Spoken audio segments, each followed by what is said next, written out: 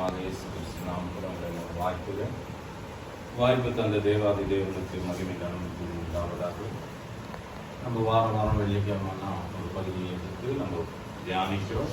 தேவன் கொடுத்த இந்த வாய்ப்புக்கு தேவாதி தேவனுக்கு நன்றி சொல்ல. ரோமர் எழுதின புஸ்தகம் 6ஆம் அதிகாரம் 6லிருந்து 14 வரைக்கும் நம்ம வாசித்தோம். அதில் பார்க்கும்போது அதுக்கு முன்ன 5ஆம் அதிகாரத்தில் பார்க்கும்போது கடைசி வசனத்துல ஒரு வார்த்தை சொல்றார். பாவம் எங்கு பெருகிறதோ அங்க அவருடைய கிருபை பெருகிறது என்று நமக்கு முடிக்கிறது 5ஆம் அதிகாரத்தை கடைசி வசனத்தில் பார்க்கும்போது. அப்போ இந்த உலகத்தினுடைய எல்லாம் அவர் பாவம் ஜாஸ்தி ஆகினே இருக்குது, அங்க அவர் கிருபை அதிகமாகிறது அப்படின்றது வேதம் நமக்கு அருமையா போதிக்கிறது. அதே நேரத்தில் பார்க்கும்போது நமக்கு பாவம் எல்லா விதத்திலும் உலகத்துல பார்க்கும்போது அதிகமா பாவம் நம்ம வாழ்க்கை இப்போ நம்ம எல்லாரும் வாங்கி நிற்கிறது கிருபையின் காலத்துல தான் நம்ம வாங்கி நிற்கிறோம். தேவன் ரொம்ப இறக்கம் உள்ளவரும் மனதுருக்கம் உள்ளவரும் மன்னிக்க அவர் அளவில்லாத மன்னிப்பு நமக்கு வச்சிருக்கிறார். ஆனா கிறிஸ்துக்குள்ள வாழ்கிற நம்ம ஒரு வாட்டி நம்ம பாவம் செய்துமானால் ஒரு வாட்டி தேவனை ஏற்றுக்கும் போது மறுபடியும் திரும்ப நம்ம தேவனை அந்த 6ஆம் அதிகாரத்தில் பார்க்கும்போது திரும்ப நம்ம அவர் என்ன பண்றோம், சிலுவில அடிக்கிறோம் என்று நமக்கு வேதத்தில் சொல்றது. ஆனா நிஜம்தான், உண்மையான வார்த்தை தான். ஆனாலும் கூட நம்ம ஒரு சில நேரத்துல தவறாம இருக்கிறோமான்றதுதான் நம்ம கவனிக்க வேண்டியதா இருக்கு. தவறாம இருக்க முடியுதா? இந்த உலகத்துல தான் வாழறோம். ஒரு சில நேரத்துல என்ன பண்றோம்னா ஒரு சின்ன தப்பு பண்ணிடுறோம், இல்ல பொய் சொல்லிடுறோம், இல்ல தவறி விடுறோம். ஆனா தேவன் நீதிமான் எத்தனை வாட்டி எழுந்திருப்பான்? எத்தனை வாட்டிங்க? 7 வாட்டி அப்படின்னு சொல்றது. நீதிமான் 7 தரம் இருந்தாலும் திரும்ப என்ன பண்றான்? அங்க இருந்து ஏந்து வந்து தேவன். அப்போ தேவன் தேவனுடைய பார்வைக்கு என்ன சொல்றாருன்னா, எவ்வளவுதான் நம்ம அக்கிரமணத்தனம் அதுல அந்த அதிகாரத்துல 6ஆம் அதிகாரத்துல வருது, 5ஆம் அதிகாரத்துல வருது. ஒரு மனுஷனுக்காக நீ ஒரு நல்லவருக்காக யாருன்னா மறிக்கலாம். ஆனா 5ஆம் அதிகாரத்துல பார்க்கும்போது நம்ம கெட்டுகளா இருக்கும்போதே தேவன் கிறிஸ்து யாருக்காக மறிச்சாங்களாம்? நமக்காக மறிச்சாங்க. அவரு மறிச்சதே காரணம் நம்ம பாவத்திலிருந்து நம்மளுடைய சாபம், நம்மளுடைய கோபம், நம்மளுடைய இருக்கிற அக்கிரமங்கள் எல்லாவற்றையும் தம்மேல் வைத்துதான் நம்ம ஏசாயா புத்தகத்தை கூட நம்ம வாசிக்க முடியும் இல்லைங்களா? பார்க்கும்போது ஒரு என்னன்னா அவரு நம்ம பட வேண்டிய பாடு, நம்ம பட வேண்டிய வேதனை எல்லாம் அவரு ஏத்துக்கணும். நமக்கு என்ன பண்ணாருங்க? சமாதானத்தையும் அவருடைய அன்பு தந்து நம்மை தாங்கிக் கொள்ளத்தக்கதான நம்ம எதுனா செஞ்சுக்கிறோமா அப்படின்னு பார்த்தோம்னா ஒன்று செஞ்சுக்கிறோம். என்ன செஞ்சுக்கிறோம்? நம்ம எல்லாம் அவர் மேல நம்பிக்கையா அவரை நம்பி இருக்கிறோம். நம்ம நம்புறது மட்டும் இல்ல, நம்ம 9ஆம் அதிகாரத்துல ரோமர்ல வாசிக்க முடியும். 9, 10ஆம் வசனத்துல வாசிக்கும் போது வாசிங்க ஒரு வாட்டி. 9, 10. இதையும் அல்லாமல் ரோமர் 9, 10 இல்லன்னா 10, 9 பாருங்க. என்னவென்றால் கர்த்தராகிய இயேசுவே நம்ம என்ன பண்ணிருக்கிறோம்? நம்ம வாயினாலதான் 10, 9 வசனம் பார்ப்போம். நம்ம கர்த்தராகிய இயேசுவை என்ன பண்ணிருக்கிறோம்? வாயினால நம்ம அறிக்கிட்டு தேவன் அவரே மரித்தோரிலிருந்து எழுப்பினார் என்று நம்ம இதயத்தில் என்ன பண்ணிருக்கிறோம்? அவரே விசுவாசிக்கிறோம். நம்ம வந்திருக்கிற எல்லாருமே என்ன பண்ணிருக்கிறோம்? இயேசு கிறிஸ்து உண்மையான தேவன், அதே மாதிரி அவர் நமக்காக மரிச்சார் என்று நம்ம விசுவசிக்கும் போது நம்ம வாயில நம்ம அறிக்கிட்டு தான் தேவன் இடத்துல நம்ம பாவம். அதனால்தான் நம்ம நீதிமொழிகளை சொல்றோம். தன் பாவங்களை 28, 13ஆம் வசனத்தை சொல்லும். வாசிங்க ஒரு வாட்டி வாசிக்கலாம் பாருங்க. 28ஆம் அதிகாரம் நீதிமொழிகள் 13ஆம் வசனம். 23, 13 பாருங்க. வாசிக்கலாம்.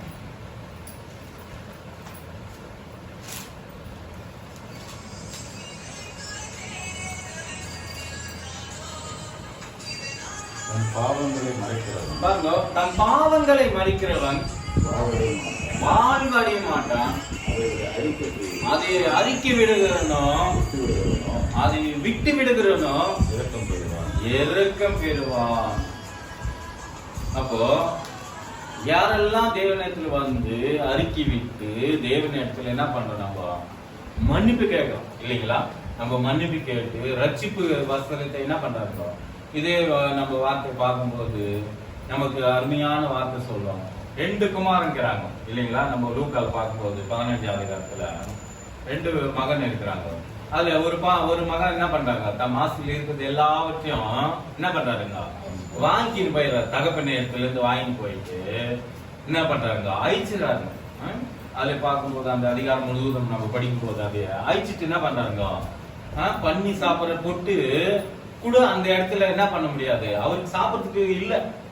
அப்ப அவருக்கு என்ன வருதுங்க, யோசனை வருது. ஐயோ, என் தகப்பன் வீட்டுல என்ன இருக்குதுங்க, அதிகமான வேலைக்காரங்கிறாங்க, அந்த சாப்பாடு நிறைவா இருக்கிறதே, நான் இப்படி பாடுபட வேண்டிய அவசியம் இல்லை. நான் ஒரு வேலைக்காரனாவது நான் போய் என்ன பண்ணுவேன், அவர் இடத்துல போய் நான் இருப்பேன் என்று மனம் திரும்பி, அதான் புத்தி தெளிந்து பெருக்கும் அப்படிங்கிற ஒரு வார்த்தை.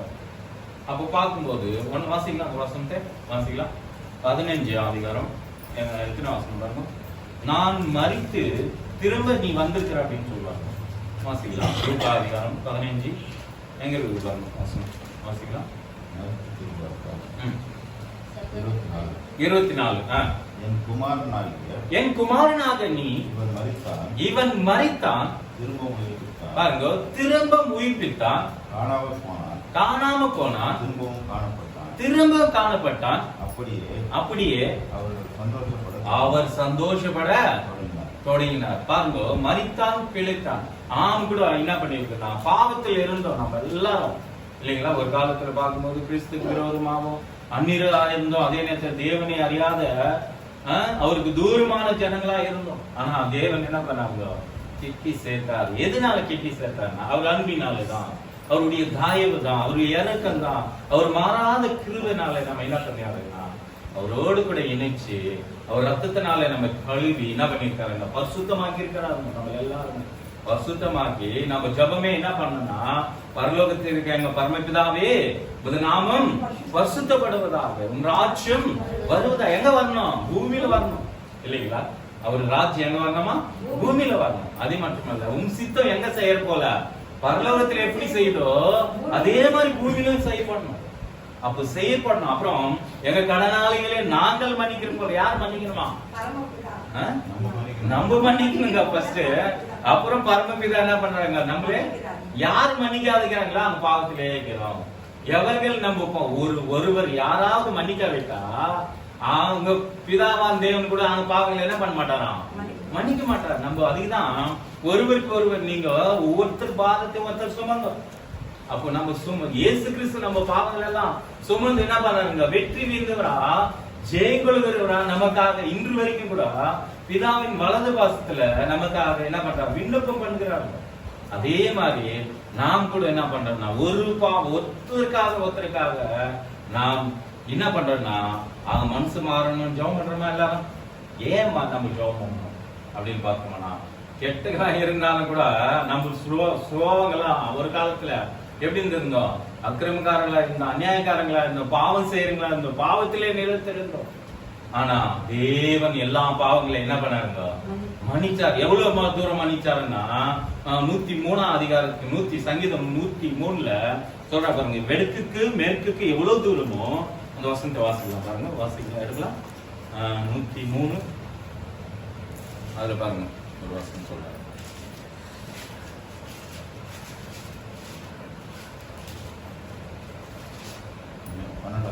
பன்னெண்டாவது வசனம் வாசிக்கலாம். மேற்குக்கும் கிழக்குக்கும் பாருங்க, மேற்குக்கும் கிழக்குக்கும் எவ்வளவு தூரமோ அவ்வளவு தூரமும் அவர் நம்முடைய பாவங்கள் பாருங்க, அவர் நம்மளுடைய பாவங்களை நம்மை விட்டு விலகினார். அதுக்கெல்லாம் இன்னும் பார்க்கும்போது நம்ம முதுகுக்கு பின்னால எறிந்து விட்டாராம். பாத்தீங்களா, நம்மளுடைய பாவங்கள் எல்லாம் எப்ப நம்ம முதுகு யார் தேய்க்கணும், யார் தேய்க்கணும், யாரோ ஒருத்தர் ஹெல்ப் பண்ணாதான் தேய்க்க முடியும் இல்லைங்களா. பார்க்க முடியுதா நம்ம முதுவை நம்ம நம்ம நெகலே நம்ம ஷேடோ என்று சொல்றோம் இல்லைங்களா. இங்கிலீஷ்ல பார்க்கும்போது நம்ம நெகல கூட நமக்கு பக்கத்திலே வருது, எப்பவுமே வரும். ஆனால் பார்த்தோம்னா நாம் பாவங்களை எப்படி சுமந்து அவர் தீர்த்தாருன்னா, மேற்குக்கு எவ்வளவு தூரம் அவ்வளவு தூரம் சுமந்தாருங்கோ. அவருக்கு வாசிக்கிறோம். தகப்பன் தன் பிள்ளைகளை இறங்குற போல கர்த்தர் தமக்கு பயந்தவர்களை இறங்குறாரா பாருங்க. கர்த்தர் எவ்வளவு நல்லவரா இருந்து நம்ம தகப்பன் தான் நம்ம மேல எவ்வளவுதான் நம்ம தகப்பன் நம்ம பண்ற நம்ம பொதுவா நம்ம உலகத்தின்படி பார்க்கும்போது இந்த கெட்டகுமார் ஊமை கதை தான் அது பார்க்கும்போது இல்லைங்களா? அது ஒரு ஊமையா ஒரு இதையா சொல்றாருங்க, நிஜமான ஒரு சம்பவம் இல்லை. ஆனால் நம்ம புரியத்துக்காக அங்க சொல்றாருங்க. அவனே அப்படி மன்னிக்கும் போது நம்ம தகப்பன் நம்மளுடைய பெத்த தாய் தகப்பன் கூட என்ன பண்றாங்கன்னா எவ்வளவு இறங்குறாங்க இல்லைங்களா? இவ்வளவுதான் போட்டோம், பரவாயில்லப்பா, ஒரு வாட்டி மன்னிக்கலாம். அதனால தான் பெரிய மனசோட என்ன பண்ணணுமா மன்னிக்கணும் இல்லைங்களா? சொல்றாங்க உலகத்துல ஜனங்க இல்லைங்களா? பெரியவனாக்க கொஞ்சம் பெருசு மனசு பண்ணி என்ன பண்ணணுமா மன்னிச்சிருக்குப்பா அப்படின்றாங்க. அப்போ நம்ம பரலோக தேவன் 1000 மடங்கு, 1 மடங்கு இல்லைங்களா? அவரு பரலோகத்தின் பரமபிதா எவ்வளவு நல்லவராக்கிறாருன்னா 1000 மடங்குக்கு அவரு இறக்கமுள்ளவரா இருந்து நம்மள என்ன பண்றாங்க, தகப்பன் தம் பிள்ளைகள் மேல எப்படி இறங்குறது போல கர்த்தர் தமக்கு பயந்தவர் மேல அவர் என்ன பண்றாராம், இறங்குறார். அது மட்டுமல்ல பாருங்க, அப்புறம் அது கீழே 14 வாசிக்கலாம். మనము నియమించిన రీతిగా நம்ம எப்படி நாம உருவாக்கப்பட்டோம் என்றது யாருக்கு தெரியுமா? தேவனுக்கு தெரியும் இல்லைங்களா? அப்போ நம்ம உருவம், நம்ம எப்படி இருக்கிறோம், நம்ம எப்படி இருக்க போறோம்ன்றது தேவனை முன்கூட்டி அறிந்திருக்கிறார். அறிந்ததுனால்தான் நம்மளுடைய பாவங்களை எல்லாம் என்ன பண்ணிருக்கிறார்னா அவர் ஏத்துக்குன்னு அவர் விடுதலை கொடுத்தது மட்டுமல்ல வெற்றி வாழ்க்கை இல்லை, இன்னும் பாவம் செய்ய மாட்டான் அப்படிங்கிறது அவர் ரட்சிப்பை நமக்கு என்ன பண்ணிருக்கிறாரு, இலவசமா கொடுத்திருக்கிறார். அந்த ரட்சிப்பு வந்து உலகத்தில் எந்த மனுஷனும் கொடுக்க முடியாதுங்க. யாரா கொடுக்க முடியுமா? நம்ம பாவம் அதுக்குதான் ஒருத்தர் கேட்பாங்க, இவர் என்னப்பா பாவங்களை மன்னிக்கிற குமார் நகரார் அப்படின்னு கேட்டா, ஆமா அவர் பாவங்களை மன்னிக்க அவர் ஒருவருக்கு தான் இந்த உலகத்துல அதிகாரம் இருக்குது. இயேசு கிறிஸ்து தவிர எந்த மனுஷனுக்கும் எந்த தெய்வாதி தேவம் இருந்தா கூட பாவங்களை மன்னிக்கிற அதிகாரம் நம்ம ஆண்டவராக இயேசு கிறிஸ்து எந்த மனுஷனுக்காகவும் அவர், ஏன்னா தாம் சுஷ்டியாக நம்ம அவர் படிச்சிருக்கிறதுனால மட்டுமல்ல, அவர் மண்ணால, அதனால்தான் மண்ணினாலே எடுத்து சுவாசத்தை கொடுத்து ஜீவன். ஏன்னா அவருக்கு தான் தெரியுது யார் மன்னிக்கணும் யார் மன்னிக்க கூடாது. அதுக்காக எல்லாரும் மன்னிக்கிறாரா பார்த்தோம்னா, இங்க பார்த்தோம்னா எப்படி மன்னிக்கிறாரா, இறக்கமுள்ளவரா, தமக்கு பயந்து யார் பயப்படுறாங்களோ யார் பயப்படுறா. அதே நம்ம 111 வசனத்துல கூட இது 111 9 வசனம் 10 வசனம் சங்கீதமே. அவர் தமது ஜனத்திற்கு மீட்பை அனுப்பி தமது உடன்படிக்கையை நித்தியவுடன் 110 109 வசனம் வாசனம் 9 இல்ல 5 பாருங்க 5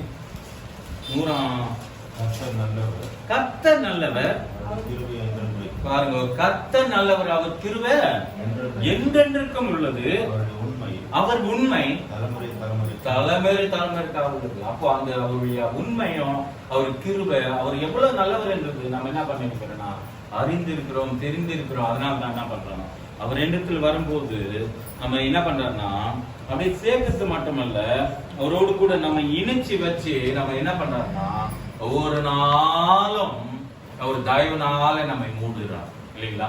அவர் தயவு எப்படியாப்பட்ட தயவுன்னா எண்ண முடியாது. அதே கர்த்தருக்கு பயப்பட்ட ஞானத்தின் ஆரம்பம்னு ஒரு வசனம் இருக்காங்க. 111 10 வசனம் 9 10 வாசிங்க. 11 10 வசனம் 10 9 10 வசனம் 111 கர்த்தருக்கு பயப்படுதலே ஞானத்தின் ஆரம்பம். யாரெல்லாம் தேவனுக்கு பயப்படுறோம், இப்ப எல்லாம் தம் குமாரனுக்கு கர்த்தருக்கு யாரெல்லாம் பயப்படுறாங்களா அவங்களை என்ன பண்றாங்கன்னா இறக்கம் உள்ளவரா இருந்து, அது மட்டுமல்ல யாரெல்லாம் பயப்படுறாங்கன்னு தேவனுக்கு தெரியுங்க. யார் பயப்படல யார் பயப்படுறாங்கன்னு யார் அறிந்திருக்கிறாருங்க. நம்ம பகலோக பிதா அறிந்திருக்கனால்தான் குமாரனை அனுப்பி என்ன பண்ணிருக்கிறார், ரட்சிப்பு தந்திருக்கிறார். அந்த ரட்சிப்பு வந்து இலவசமா கொடுத்திருக்கிறார். அந்த ரட்சிப்புக்கு நீ தகுதியானவனான்னு பார்த்தா, நான் தகுதியானவன் பார்த்தா தகுதி இல்லதான். ஆனா தகுதிப்படுத்துற ஆண்டவர் ரத்தத்தினால நம்ம கழுவி நம்மை சுத்திகரித்து என்ன பண்றதுன்னா பாவம் எங்க போயிருக்குதோ, அப்ப நம்ம எல்லாம் எவ்வளவு பாவம் பண்ணிருக்கிறோம்னு பார்த்தோம்னா அவர் நினைக்காம இருக்கிற வரைக்கும். அதனால உன் பாவங்களை என்ன பண்ணிருக்க? கடலில் ஆயத்திலே போட்டு விட்ட. நீ நினைச்சா நீயே நினைக்கிற ஒரு நேரத்தில் அதிகதான் ஜபத்தில் கூட இன்னும் கூட நம்ம ஒரு சிலர் பார்த்தோம்னா, நான் பாவி, நான் குப்பை தூசும் சமூகத்துக்கு நிக்கிறதுக்கு தகுதி இல்லை, இப்படி எல்லாம் ஜெபம் பண்ணுவாங்க. பாத்தீங்களா? அப்படி எல்லாம் ஜெபிக்கிறதுக்கு அதிகாரமான பிள்ளைங்க நம்ம. ஏன்னா இயேசுவை ஏத்துக்கும் போது ஒரு காலத்துல அதெல்லாம் வாங்கிட்டு வந்தோம். ஏன்னா பாவத்துல வாங்கிட்டோம், சாபத்துல இருந்து இன்னும் கூட நீ அவரு இடத்துல ஒப்பு கொடுத்து கூட நீ திரும்ப அதே பத்தி ஜபம் பண்ணிருந்தா, இப்போ நீ பிள்ளைக்கும் அடிமை இருக்கிறதுக்கும் வித்தியாசம் எது இல்லைங்களா? நமக்கு அந்த வித்தியாசத்தை நம்ம புரிஞ்சுக்கணும். அந்த வித்தியாசம் யாரு கொடுத்தாருங்க? நம்ம ஆண்டவராக இயேசு கிறிஸ்து என்ன பண்ணாருங்க? நம்ம மேல ஏத்துக்குன்னு நம்ம என்ன பண்ணாருங்க? அடிமையா இருந்த நம்மை விடுவித்து தம்முடைய அதிகாரத்தை நமக்கு தந்திருக்கிறார். அந்த அதிகாரம் தான் இயேசு கிறிஸ்து. அது தம் மேல யாரெல்லாம் விசுவாசம் வைக்கிறாங்களோ, நம்ம யோவான் 1:12 வாசிக்கும் போது எத்தனை பேர் விசுவாசிக்கும் அத்தனை பேருக்கும் தம் பிள்ளைகள் ஆகும்படி. அப்போ பிள்ளை ஆயிட்டீங்கன்னா உனக்கு பாவம் செய்யறதுக்கு உனக்கு எதனா வருமா? பாவம் செய்யாம இருக்கிறதுக்கு 136ஆம் சங்கீதத்துல வாசிக்கும் போது அங்க 25 இடத்துல கிருபை கொடுத்தே சொல்லி வருவாங்க. பாருங்க, வாசிக்கலாம். 36 சங்கீதம் 136 அந்த அதிகாரம் பாருங்க. యెహోవా దయాళుడు పారంగా ఆయనకు కృతజ్ఞతలను చెల్లించుడి. ఆయన కృప பாத்தீங்களா? ఆయన కృప நிரந்தரம் உண்டினோம். அப்ப பார்த்தோம்னா அவர் கிருபை எப்படி இருக்குதுன்னா நிரந்தரம். அந்த கிருபை மாறாது. நம்ம மேல வச்சிருக்கிற நம்ம பிள்ளைகளே நம்ம ஒரு வேலை நம்ம எதுனா சின்ன தவறு பண்ணிட்டா விட்டுருமா? அப்ப நீதிமான ஆக்கிட்டு போயிருக்க தேவனை விட்டுருவாருங்களா? விட மாட்டாருங்க. அதனாலதான் அவர் அன்பு நம்ம அன்பு கொண்டோமா இல்ல தேவனே அன்பு கொண்டாடா? நம்ம யோவான்ல வாசிக்கணும். 1 யோவான் 4:19 சொல்றாங்க, அவர் முந்தில நம்ம மேல அன்பு கொண்டார் என்று வேதத்துல நம்ம பார்க்க முடியும். அதே மாதிரி பார்க்கும்போது இங்க நீங்க அந்த 136ஆம் சங்கீதத்துல வாசிக்கும் போது பாருங்க, தேவாதி దేవునికి స్తోత్రములు చెల్లించుడి. பாருங்க, அவர் கிருபை என்று வந்து அதிகாரம் முழுவதும் கிருபை கிருபை கிருபை கிருபை கொடுக்கிறார். நம்ம எல்லாம் கிருபையினால நம்ம ரட்சிக்கப்பட்டிருக்கிறோம். ஏன்னா பாவம் செய்ய ஆத்துமா என்ன இருக்கட்டும் முதலே சொல்லிட்டு தேவன் இல்லைங்களா? நியாய பிரமாணத்தின்படி பார்க்கும்போது எந்த மனுஷனும் பாவம் செஞ்ச என்ன பண்ணோம்? அடிக்கப்படணும், கொள்ளை அடிப்படணும். அதே நேரத்துல அவன் கொன்னு போட்டு அவனை கொன்னு என்ன பண்ணுங்க? கல்லால் அடிச்சு சாவடிக்கணும். நமது வேதம் நமக்கு மோசையை கொடுத்த பிரமாணம். ஆனா அந்த இயேசு கிறிஸ்து கூட எங்கன்னா தப்பு பண்ணும்போது அவரு என்ன தப்பு பண்றாருன்னா தப்பு பண்ணதில்லை. ஒரு தேவாலயத்தில் வந்து அந்த நாள்ல ஓய்வு நாள்ல சுகம் கொடுக்கும் போது அங்க இருக்கிறவங்க என்ன சொல்றாங்கன்னா, என்ன அது பரிசெய்றோம் செய்தோம் மற்ற இருக்கிற நியாய சாஸ்திரங்க என்ன பண்றாங்கன்னா, இவரு எப்படி இந்த காரியத்தை செய்யலாம்? இவரு நோக்கம் எல்லாம் என்ன பண்ணாங்க? ஏதோ ஒரு தப்பு கண்டுபிடிச்சு என்ன பண்ணோம்? அடிக்கணும்னு தான் இவருடைய யோசனையா. இவர் மேல ஒரு குறைய கண்டுபிடிக்கிறது தான் வேலை இருக்குது. ஆனா உங்களுக்கோ ஒரு மாடோ இல்ல உங்களுக்கோ ஒரு எதுதான் கைதியோ இல்ல கட்டி எதுனா இருக்கும்போது ஒரு பள்ளத்திலயோ ஒரு கந்துல விழுந்த நீங்க காப்பாற்ற மாட்டீங்களா அப்படின்னு சொல்றாங்க.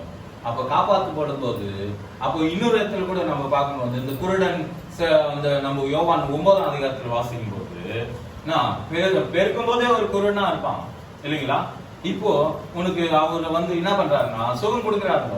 இது அப்போ நீங்களும் சீசராக விரும்புறீங்களா அப்படின்னு சொல்லுவாங்க. அவ கேட்கும்போது நீங்க என்ன நாங்க மோசையோட சீசுங்க, உங்களுக்கு இப்போ யார் சீசுனா என்ன இந்த வரைக்கும் என்னது உன் கண்ணு திறந்த ஒரு முன்னதான் செய்யவா இருக்கிற அப்படின்னு சொல்றாரு.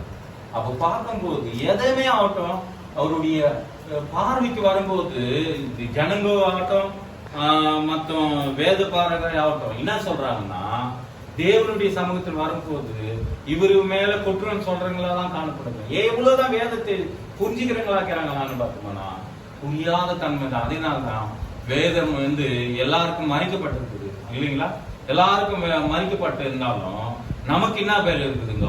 வெளிச்சமா நமக்கு தேவனுடைய வார்த்தை என்ன பண்ணிருக்குது? வெளிப்படுத்தி நமக்கு காண்பிச்சிருக்கிறார். அதில் கீழே வாசிக்கலாம் பாருங்க. 5ஆம் வசனம் 136:5 பாருங்க. அங்க என்ன சொல்றாரு பாருங்க. తనందు జ్ఞానము చేత ఆయన తన జ్ఞానము చేత ఆయన ఆకాశమును కలుగు చేసెను. ఆయన కృప నిరంతరం பாருங்க, அவர் கிருபை என்றும் உள்ளது இல்லைங்களா? அவர் கிருபை, அவர் ஞானத்தினால இந்த பூமி ஆகாசத்தை படைச்சாரு. அந்த அதிகாரம் முதல்ல பாத்தீங்கன்னா இன்னும் 6ஆம் வசனத்தை கூட பாருங்க. அவர்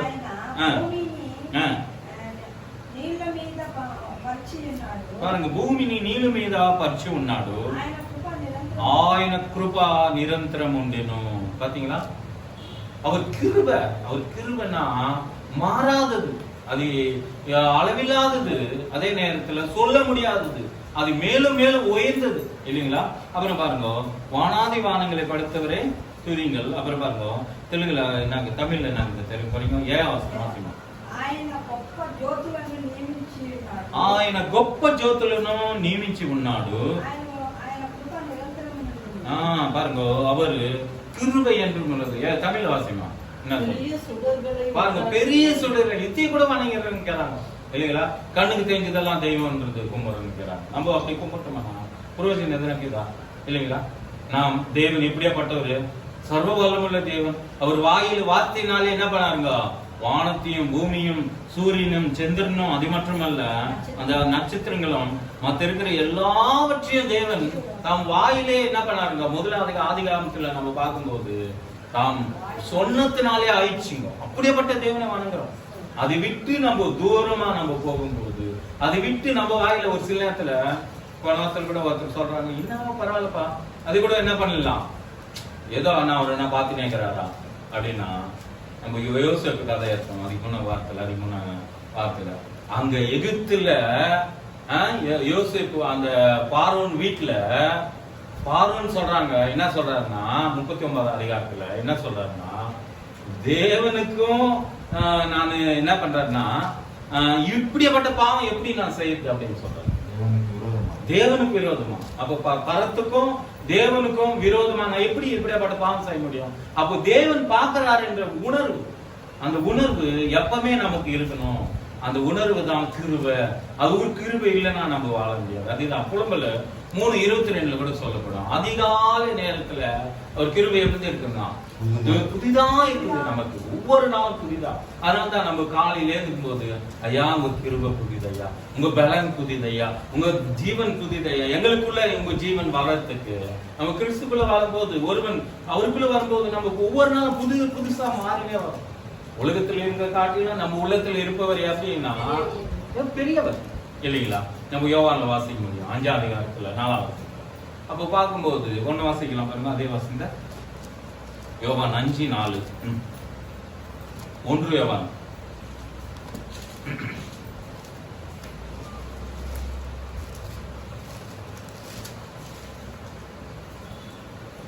தேவனால் பிறப்பதெல்லாம் உலகத்தை ஜெயிக்குமா? நம்ம எல்லாம் தேவனால் பிறந்திருக்கிறோமா? புரியுதுங்களா நான் சொல்றது? தேவனால் பிறந்திருக்கணுமா? அப்போ ஒருவன் ஆவினாலும் ஜலத்தினாலும் பிறக்காவிட்டா தேவனுடைய நம்ம யோவான் நம்ம 3ஆம் அதிகாரத்துல சொல்லுவாங்க இல்லைங்களா? தேவன் ராஜ்யத்தை என்ன பண்ண முடியாது. அப்போ நம்ம எல்லாரும் தேவனுடைய ஆவினால என்ன பண்ணிருக்கணும்? பிறந்திருக்கணும். அவருக்கு தமக்கு பயந்துங்க மேல அளவில்லாத ஆவி ஊத்துறாருங்க. அப்போ அளவில்லாத ஆவி ஊத்தும் போது தான் நம்ம கிருபை பெற்றவங்களா இருக்கிறோம். அதுக்குதான் மரியா கூட பார்க்கும்போது, நீ கிருபை பெற்றவில்லை, நீ வாழ்க என்று சொல்றாங்க. அப்போ நம்ம இன்னும் நீதிமொழிகளை கூட வாசிக்க முடியும் 30ஆம் அதிகாரத்துல அங்க ஒரு சிறியானல் பத்தி சொல்லும் போது, உன் தாயும் பிள்ளைகள் எல்லாம் உன்னை என்ன பண்ணுவாங்களாம்? வாழ்த்துவாங்க, கனம் பண்ணுவாங்களாம். காலையில அதிகாலையில ஏந்துக்கின்னு நம்ம வேலைகள் எல்லாம் செய்து தன் பிள்ளைகள் எல்லாம் பார்த்து நம்ம 128 கூட நம்ம வாசிக்க முடியும் இல்லைங்களா? நீங்க ஒளிவுமலை கண்டுகள் போல என்ன பண்ணுவீங்க? பட்டி சுத்திலும் உட்காந்து இருப்பாங்க. பிள்ளைகள் எல்லாம் யாரை போய்த்துவாங்க? தகப்பன் தாய நமக்கு கொடுத்த சுதந்திரமான பிள்ளைங்க என்ன பண்ணுவாங்க? நம்மளை போற்றுவாங்க, நம்மளை நினைச்சு கனம் பண்ணுவாங்க இல்லைங்களா? நம்ம வேதம் என்ன சொல்றதுன்னா, உன் தாயும் உன் தகப்பனை என்ன பண்ணணும்? கனம் பண்ணணும். எப்ப கனம் பண்ண முடியுங்க? நாம் கனம் பண்ணாதான் அவங்க கனம் பண்ண முடியும். நம்ம ஒய்ங்கா இருந்தாதான் அவங்களுக்கே ஒய்ங்க கத்த முடியும். அதுதான் உபாகத்துல 6ஆம் அதிகாரத்தை பார்க்கும்போது, நீங்க வெளியே போனாலும் உள்ள வந்தாலும் நீங்க என்ன பண்ணுங்க? வசனங்களை ஏதிக்கணுமா? பலகையில ஏதிக்கணும், இதயத்துல ஏதிக்கணும். முதல்ல பிரியாத இருக்கிறதான வார்த்தையை என்ன பண்ணா நாம் உள்ளத்துல ஏதிக்கணும். உள்ளத்துல ஏதும் போது தான் மறைக்க முடியும். எங்கன்னா இருக்குதுன்னா ஒருத்தர் கேட்டாருங்களா, எங்கப்பா அவங்க வசனம் அப்படின்னா, பைபிளுக்கு இது ஆனா உள்ளத்துல இருந்தாதான் வேலை செய்யுங்க. இல்லையா? பேசினே இருக்கிறோம். நம்ம எப்போ பைபிள் எப்பவுமே இருங்க கொஞ்சம் போய் பைபிள் எடுத்து வந்து உனக்கு போதிக்கிறேன், நான் போதிக்க முடியும். எந்த நிலைமையிலும் நீ என்ன பண்ணணும், ஆயத்தமா இருந்தாதான் மற்றவங்களுக்கு நீ என்ன பண்ண முடியும். வேதத்துல உன் வசனம் அதிகம் தான். நம்ம பிரியாத வசனம் 1:37 அதிகாரம் 37 வசனத்தை வாசிங்க. சங்கீதம் அதில் பாருங்க ஒரு வார்த்தை சொல்றாங்க. 37:31 வசனம் சங்கீதம்.